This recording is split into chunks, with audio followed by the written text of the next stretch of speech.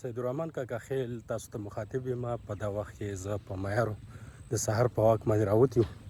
انشاءالله موږ تاسو ته ښیو کوم ګراوند چې دی، کوم ځای چې دی، په کوم باندې چې ګرځېدل د صحت لپاره څومره ضروري دي. نو زموږ سره اوسئ. دستک جندول یوټیوب چینل دغه لایک کړئ، سبسکرایب یې کړئ او د خپلو خیالاتو زموږ سره اظهار وکړئ چې دا ویډیوګانو ستاسو څومره په فایده راځي یا څومره تاسو یا موږ ته په هغې کې د اصلاحاتو د کولو ضرورت وي. اور ہم سب کو چاہیے کہ یہاں پر اپنی صحت کا خیال رکھیں اور ایسے ماحول سے انجوائے کریں، کیونکہ آپ کا صحت ہے تو سب کچھ ہے، صحت نہیں تو کچھ بھی نہیں. تو اس وقت ہم یہاں پر گھوم پھر رہے ہیں اسی گراس کے اوپر، اور یہ صحت کے لیے بہت ہی ضروری ہے. موږ خو ولاړو که نه ووټونو ته، بیا هم خو وبېلله بچیه، موږ خو ټرالۍ نشان وو. نو دې وخت کې دا ماشومان زموږ سره روان دي، سکول ته ځي. او ستا څه نوم دی بچیه؟ جنید. څه نوم دی؟ جنید. جنید نوم دی؟ ښه. او ته د کوم ځای کې نه راځې؟ د جوني کلي نه؟ ټانګشان. ټانګشان نه راځې؟ ځه صحیح ده، صحیح ده. په بیکن هاوس سکول کې که نه؟ په څوم کې؟ په تړ کې د توقیر سره یو ځای ملګری که نه؟ ښه. نو ته ستړی کېږې نه؟ دا خو ستاسو ډېر لرې سفر دی. او ټانګشان کې سکول شته؟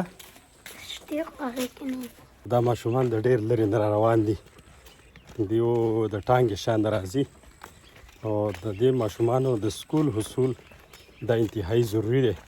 پکار دا چې د خپلو بچو دغه شانې خیال ساتو، د هغې د جامې، د هغې د پیزار، د هغې د بستې، د هغې د کتاب.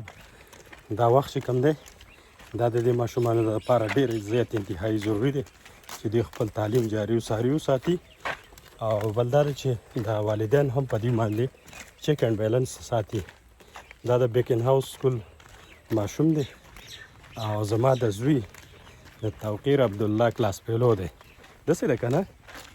په یو سیکشن کې ستی که په بیل بیل کې ستی؟ نه، په یو. په یو کې؟ ښه. ته دلته خپل نوم ووایه که نه؟ ستا څه نوم دی؟ جنید. جنید؟ شاباشه. د پلار دې څه نوم دی؟ اجمل. اجمل. عظمت؟ اجمل. ښه، اجمل دی د پلار نوم دی. ښه، ټیک شو.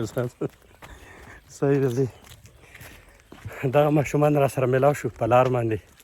او ځئ تاسو داسې ځئ؟ کوم طرف ته ځئ؟ داسې ځئ که نه؟ صحیح ده. دغه ماشومان په لار کې میلاو شو او د سهار په واک باندې راوتي وو. نو هغې سره لږ ګپ شپ هم وشو. او بل دغه خپلو ماشومانو داسې خیال ساتئ تاسو، ځکه چې دا واړه ماشومان، دا ګلالي، دوی ته زموږ او ستاسو د توجه ضرورت وي. دا حق دی د دې ماشومانو په والدینو باندې. نو دا تاسو ګورئ، دا د شبنم قطرې، دا بهترین په دې باندې قدمونه کېښودل، دا انتهایي د صحت لپاره ضروري وي. دا شبنم او سهار وختي په دې باندې ګرځېدل، دې ډایرکټ کنیکشن دا د دماغو سره وي. په دې باندې د انسان دا قدمونه راځي، تلیپ یې کېښودی کېږي، نو د هغې ډایرکټ اثرات دا دماغو ته رسي. نو په دې باندې د سهار ګرځېدل ډېر زیات ضروري وي.